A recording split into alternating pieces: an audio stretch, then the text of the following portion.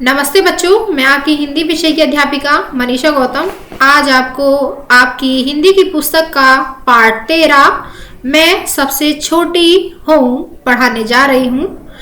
देखिए बच्चों, इस कविता के लेखक हैं सुमित्रा नंदन पंत जी।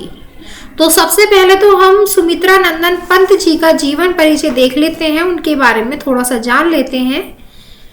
तो प्रस्तुत कविता हिंदी भाषा के प्रसिद्ध कवि और साहित्यकार श्री सुमित्रा नंदन पंत जी के द्वारा लिखी गई है। इनका जन्म अल्मोड़ा जिले के कोसानी नामक ग्राम में हुआ था। इन्होंने अपनी हाई स्कूल की शिक्षा इलाहाबाद,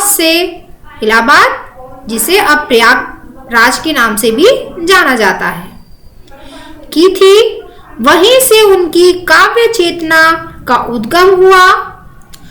इन्होंने कई काव्य रचनाओं का लेखन किया है, जिनमें पल्लव, ग्रंथि, गुंजन तथा कला और बूढ़ा चांद इनकी सर्वश्रेष्ठ रचनाएं हैं। इन्हें अपनी कीर्तियों के लिए पद्म भूषण, साहित्य अकादमी और ज्ञानपीठ पुरस्कारों से सम्मानित किया गया था। यह हिंदी साहित्य में छायावादी युग के 4 प्रमुख स्तंभों में से एक थे। तो देखिए बच्चों, सबसे पहले हमने जो है सुमित्रा नंदन पंत जी के जीवन परिचय के विषय में पढ़ा है कि वो कहाँ के थे, कैसी उनकी शिक्षा रही है, ये जान लिया है। तो अब हम थोड़ा सा पाठ को पढ़ने से पहले थोड़ा सा हम आपको इस कविता के बारे में समझा देते हैं कि इस कविता में है क्या। तो देखिए बच्चों, इस कविता में एक छोटी सी बच्ची है जो सदैव अपनी माता का साथ पाना चाहती है, अपनी माता के समीप रहना चाहती है, उनसे कभी अलग नहीं होना चाहती। वह चाहती है कि वह जीवन भर हमेशा छोटी ही बनी रहे, ताकि उसकी माता का प्रेम और स्नेह उसे मिलता रहे। उसकी माता ही उसे खाना खिलाए, उसकी माता ही उसे नहलाए, उसकी माता ही उसे अपने आंचल में सुलाए। ऐसा इस कविता में कवि के द्वारा बताया गया है। तो चलिए बच्चों, सबसे पहले हम शुरू करते हैं। सभी बच्चे अपनी हिंदी की बुक खोलेंगे और मेरे साथ ध्यान पूर्वक इसकी रीडिंग भी करेंगे और इसके अर्थ को भी समझेंगे। ठीक है, तो सबसे पहले देख लेते हैं बच्चों। मैं सबसे छोटी हूं, मैं सबसे छोटी हूं, तेरी गोदी में सोऊं, तेरा आंचल पकड़ पकड़ कर फिरूं सदा मां तेरे साथ, कभी ना छोड़ूं तेरा हाथ। तो इसमें जो है वह एक छोटी सी बच्ची है और वह क्या कह रही है बच्चों कि मैं सबसे छोटी हूं, कि माँ मैं सबसे छोटी ही रहना चाहती हूं। इस प्रथम पद में बच्ची कह रही है कि काश मैं अपनी माँ की सबसे छोटी संतान बनूं, ताकि मैं उनकी गोदी में प्यार से सो सकूं, प्यार से उनका आंचल पकड़कर हमेशा उनके साथ घूमती रहूं और उनका हाथ कभी ना छोड़ूं। ऐसी इस बच्ची की मंशा है। आगे चलते हैं बच्चों। बड़ा बनाकर पहले हमको तू पीछे चलती है मात। मात से मतलब है बच्चों यहाँ पर माँ से, माता जी से। ठीक है, तो माँ से मतलब है मात। हाथ पकड़ फिर सदा हमारे साथ नहीं फिरती दिन रात, अपने कर से खिला धुला मुख, धूल पोछ सज्जित कर गात।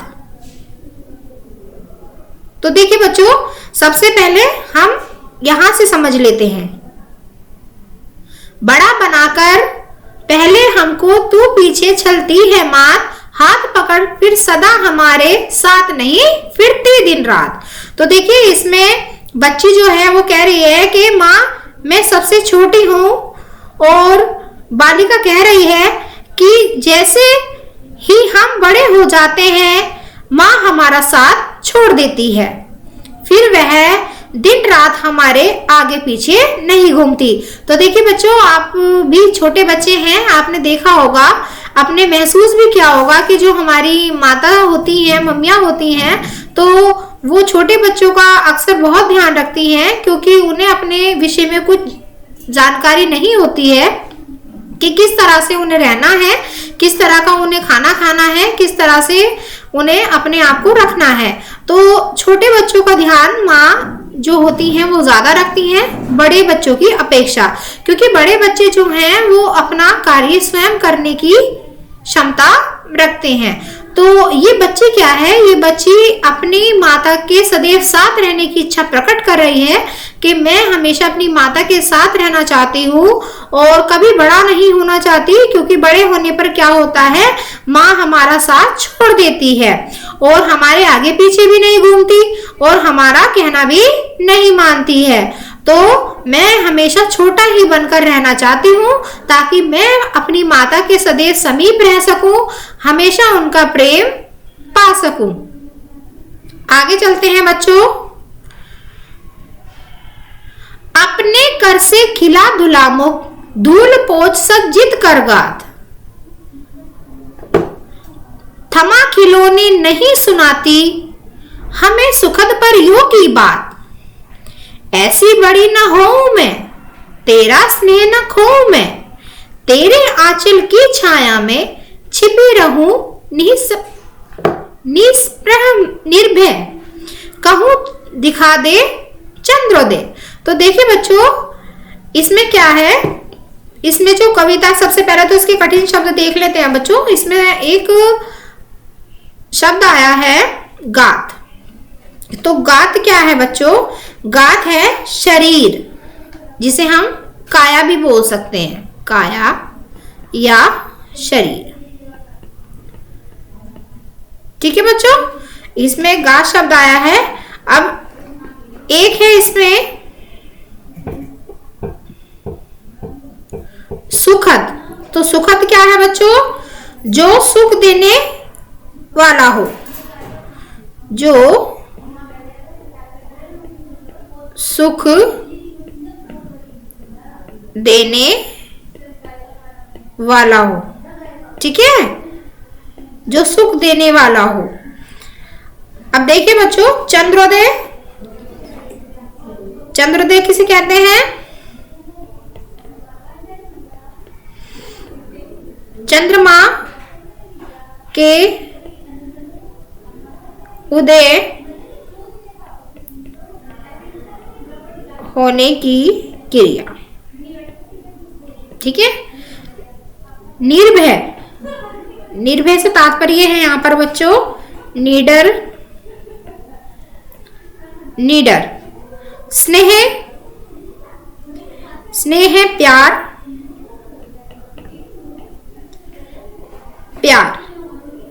अब देखिए बच्चों, सज्जित, इसमें सज्जित मतलब सजाना, संवारना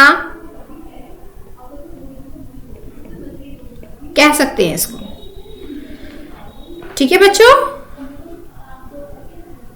अब देख लेते हैं इस पद को भी ध्यानपूर्वक सुन लेते हैं। सभी बच्चे मेरे साथ साथ ध्यानपूर्वक पढ़ेंगे और सुनेंगे भी।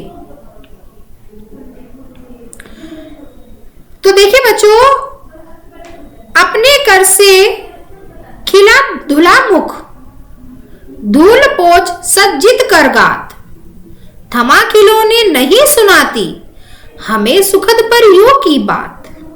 तो इस पद में बच्ची क्या कह रही है बच्चों, कि बड़े होने के बाद माँ हमें अपने हाथ से नहलाती नहीं है, ना ही सजाती है और ना ही संवारती है। फिर तो माँ हमें प्यार से एक जगह बिठाकर खिलौने से खिलाती भी नहीं है और परियों की कहानी भी नहीं सुनाती है। इसीलिए मैं सबसे छोटी बनकर रहना चाहती हूँ ताकि मैं अपनी माँ के सदैव समीप रहकर उनका दुलार पा सकूं, ताकि वो मुझे ऐसे ही परियों की कहानियां सुनाती रहे, मुझे अपने हाथों से नहलाती रहे और मुझे सजाती और संवारती रहे।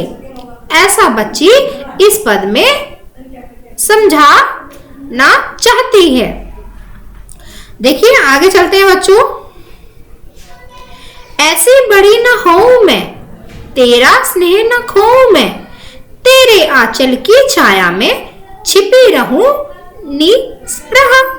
निर्भय, कहूं दिखा दे चंद्रोदय।